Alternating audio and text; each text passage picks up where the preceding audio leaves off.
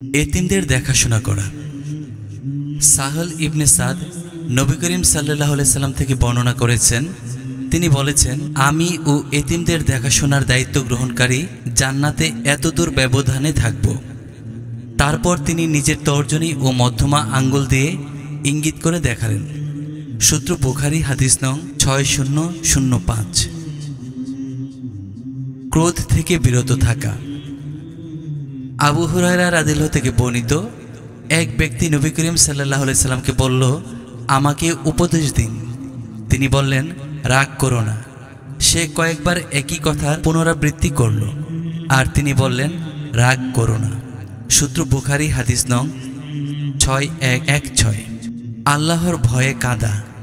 হযরত আবু হুরায়রা রাদিয়াল্লাহু থেকে বর্ণিত, রাসূলুল্লাহ সাল্লাল্লাহু আলাইহি সাল্লাম বলেছেন, 7 প্রকারের লোককে আল্লাহ তার ছায়ায় আশ্রয় দেবেন, যেদিন তার ছায়া ছাড়া আর কোনো ছায়া থাকবে না।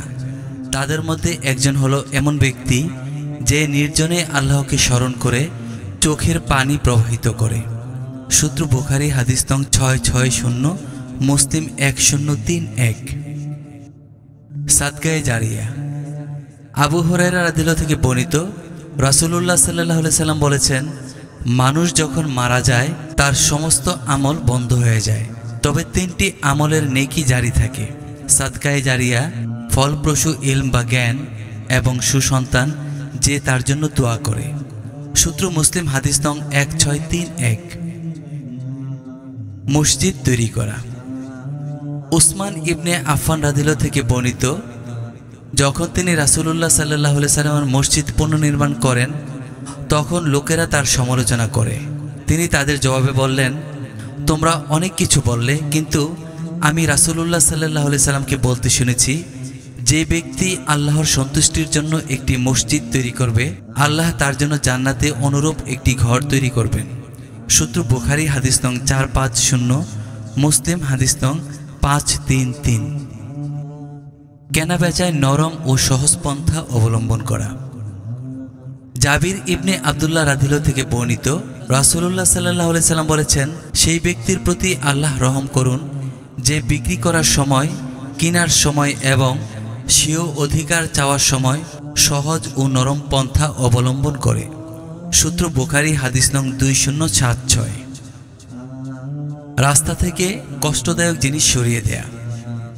হযরত আবু হুরায়রা রাদিয়াল্লাহু থেকে বর্ণিত, রাসূলুল্লাহ সাল্লাল্লাহু আলাইহি সাল্লাম বলেছেন, এক ব্যক্তি পথ চলার সময় পথে একটি কাঁটার ঢাল দেখতে পেলে তা রাস্তা থেকে সরিয়ে দিল, ফলে আল্লাহ তার প্রতি অনুগ্রহ করলেন এবং তাকে ক্ষমা করে দিলেন। সূত্র বুখারী, হাদিস নং 654, মুসলিম, হাদিস নং 1914। সাদকা করা।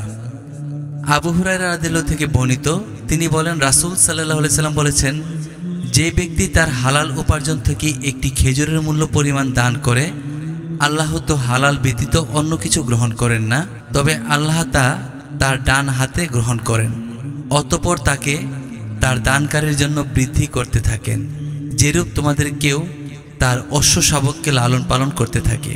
অবশেষে একদিন তা পাহাড় সমতুল্য হয়ে যায়। সূত্র বুখারী, হাদিস নং 1080, মুসলিম, হাদিস নং 1018।